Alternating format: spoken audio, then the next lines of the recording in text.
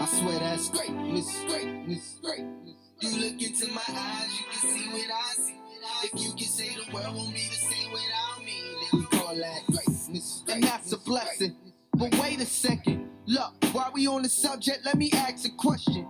Hello everybody, welcome to the Uzi Sports Show. Jared Valluzzi here, and today we'll be breaking down the top 10 football programs on Long Island from the past 3 years. And before we get into the top 10, we'll go to the honorable mention, and we'll start out in Suffolk County. We'll go to the West Hampton Lions, a team that's always so good in the regular season. A very well-coached team out there, and they are in conference too. They've been to 3 straight Suffolk County titles. Unfortunately, not able to win the big one. That's why they're not in the top 10. And another team in this honorable mention list is the Chaminade Flyers. In 2017 and 2018, they were in the AAA. They struggled a little bit, but they did play some real competitive games, and they showed a lot of talent on their roster. In 2019, they did have to drop down to the AA, but they won a AA title. They beat Kellenberg twice, and the Flyers have been doing some good things. Unfortunately, they've been Sandy's little brother the past 2 seasons if you look at 2017 and 2018, but 2019, a real good bounce back year.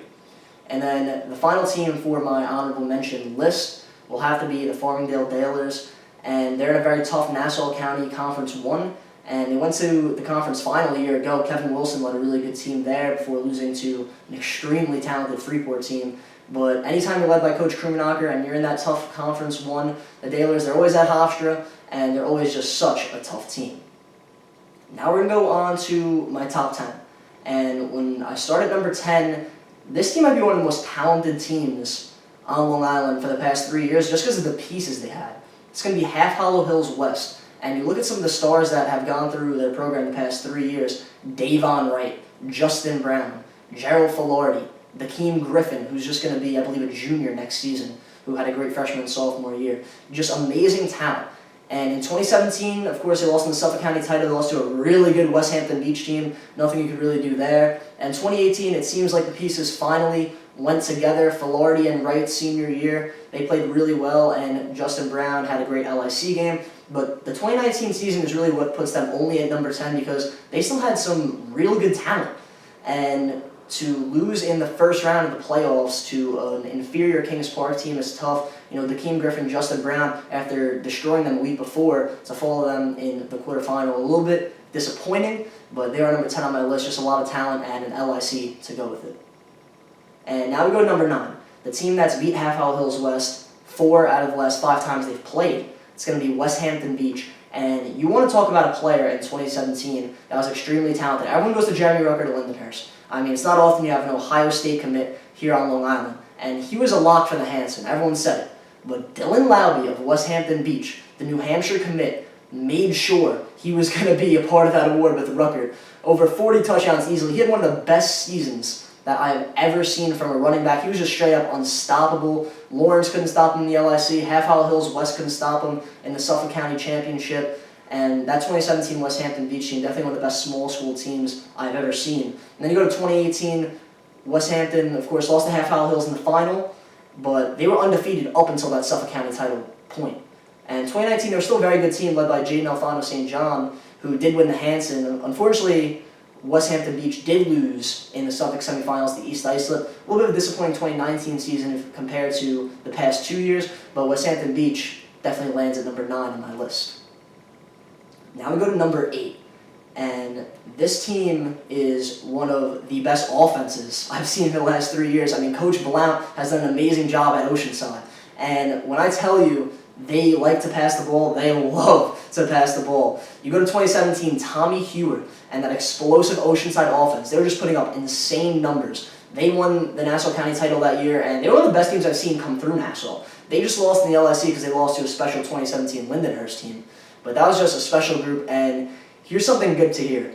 That 2017 Oceanside team, not only did they do it on offense, but they were the only team to shut out Freeport in the last 16 years. Just straight up unbelievable. And you look at 2018, what Coach Blount did with his freshman quarterback, Charlie McKee, just unbelievable. He put up insane numbers, all state as a freshman. Just really terrific to see. And Oceanside went to the county title before losing to Freeport. And then in 2019, they had another great year before it ended to an excellent Farmingdale team.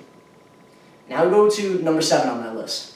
And boy, they have one of the best teams I've seen on Long Island in the last couple of years, just a year ago. It's going to be Plainedge. And we'll start back in 2017, actually, where they had a first-round exit. They lost to Beth Page. There wasn't really much there. There was a lot of question, like, of course, losing to the Eagles is never a good look for the Red Devils. But in 2018, they really bounced back. They showed the offense that they had, and they won the county title. They beat Lawrence during the year, and they took care of business in the playoffs after Lawrence got upset. Unfortunately, I believe Valari might have got hurt, actually, in the LIC against Half Hollow Hills West, and that game was bound to be a shootout. But once their offense had to take a couple turns because of injuries, Half Hollow Hills scored, Plainage did not. They took a tough LIC loss. But in 2019, when everyone was at full health and that 2020 class was really at its best, Plainage destroyed everybody. And the 42-point rule really held them back, if you think about it, because Nassau, you're not allowed to beat your opponents more than 42, and they broke it one time, and it was actually against Southside, the second-best team in their conference. So you got to think about the damage they could have done all year if Nassau County football let them, and they beat an undefeated Sayville team in the LIC 55-20. But the 2017 year really pushed them back a little bit if you look past 3 years, but that 2019 team, led by Dan Valari, just straight up special. Now we go to the number 6 team on my list, and we're going to go to a Catholic school here. It's going to be the Kellenberg Firebirds. And you want to know what they did in 2017 and 2018, back-to-back AA championships. And in 2017, they played against a very good Fordham prep team, led by 6'5" Boston College commit quarterback Matt Vallecci. And there were some doubts for the Firebirds. Of course, they didn't have any big-time commits on their team at the time, and they were going against a tough Rams team. But Kellenberg, they didn't just beat them once, but they beat them twice. And they won their first AA championship in I don't know how long. And then 2018, of course, Matt Sluka, he really just did it again. Kellenberg went unbeaten. They beat a very good Chaminade team by 4 touchdowns on the road. It was really something special to see. And then in 2019, of course, they did take a step back. They lost to Chaminade in the AA final. They had, I believe, 3 or 4 losses on the resume that year. But the 2017 year and the 2018 year, really special, and Matt Sluka really highlighted it for the Firebirds.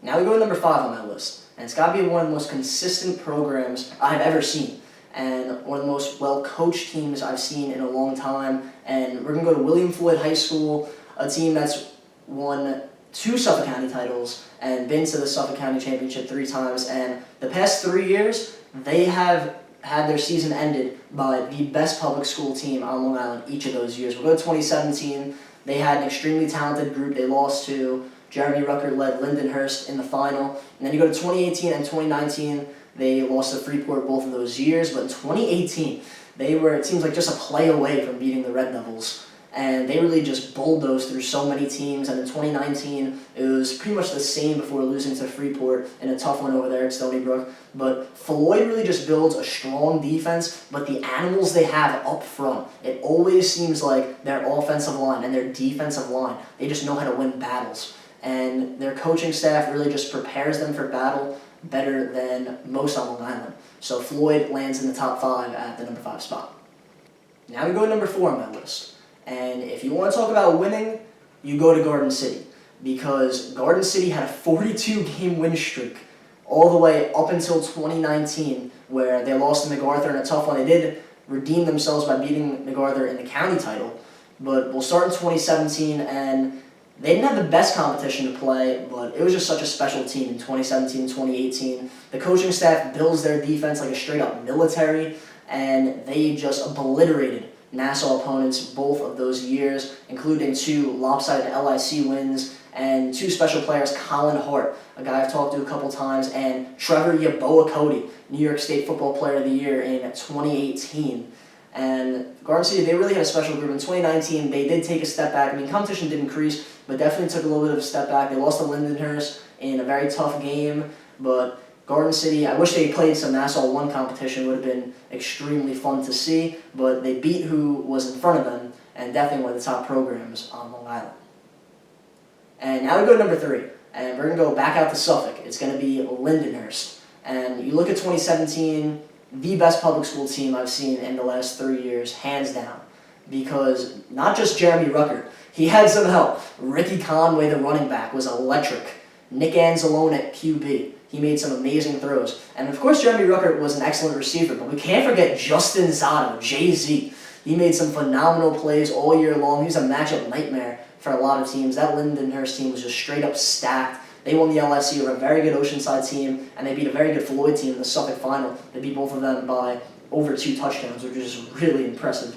And in 2018, they did take a step back. They went into Suffolk 2, and they still won the Suffolk 2 championship, but they got beat up by Garden City in the LIC. But in 2019, just some redemption. One of the best defenses I have ever seen. Will Ruckert, Sukunomi James, I'm sorry if I mispronounced that one, and Jack Winey, just a junior. He made at least over 100 tackles a year ago. And that Lindy defense was special. They won the LIC over Garden City. They got some redemption. They won 14-13, and one of the most fun games I have ever seen. And Lindy cracks the top 3 there, number 3 on my list. And now we go to number 2.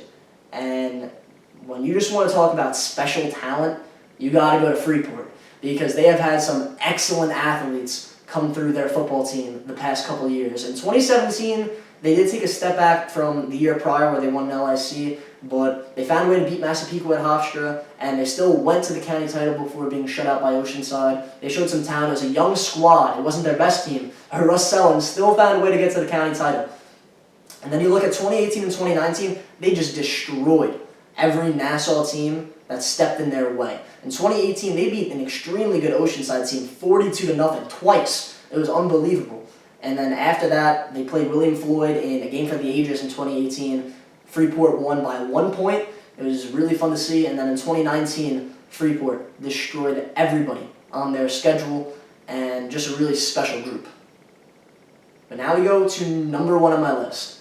And you gotta respect the level of competition here when you talk about the St. Anthony's Friars, because not only the level of competition, but the amount of talent that has passed through the program within the past 3 years is unmatched. You go to 2017, just an extremely stacked team. I haven't seen a group with so much depth and so much talent on a team since. And they destroyed Iona Prep, holding them to single digits twice. And then also locking down a Cardinal Hayes team who would have a soon-to-be Houston commit at quarterback. And then they only lost to Stepinac that year just because of Trill Williams, who will be playing on Sundays, which was pretty electric. He stole a championship from the Friars. But in 2017 and 2018 is really what put St. Anthony's at this number 1 spot, because they were just straight up different. And you look at that 2018 team, Greg Campese.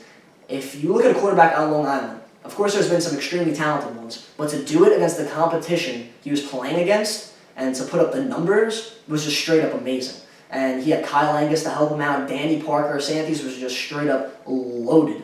And 2017-2018 really puts them at that spot. And you look at the 2019 team, people are like, yo, what about them? They, of course, only went 3-6. It was a real down year for the Friars. But they still played against the best competition in the state. And yeah, there were some down games, but they were 1 play away from beating a Christ the King team that had double-digit guys going D1, at least over 5 guys who will be playing Power 5 football, something that no Long Island team has seen the last 3 years. So you got to look at the level of competition that St. Anthony's has played and the greatness that was in 2017 and 2018, and still all the talent they had in 2019. So ladies and gentlemen, that was my top 10 programs from the past 3 years when it comes to Long Island football. I hope everyone had a fun time watching. I'm Jared Valluzzi. Have a good night, everybody.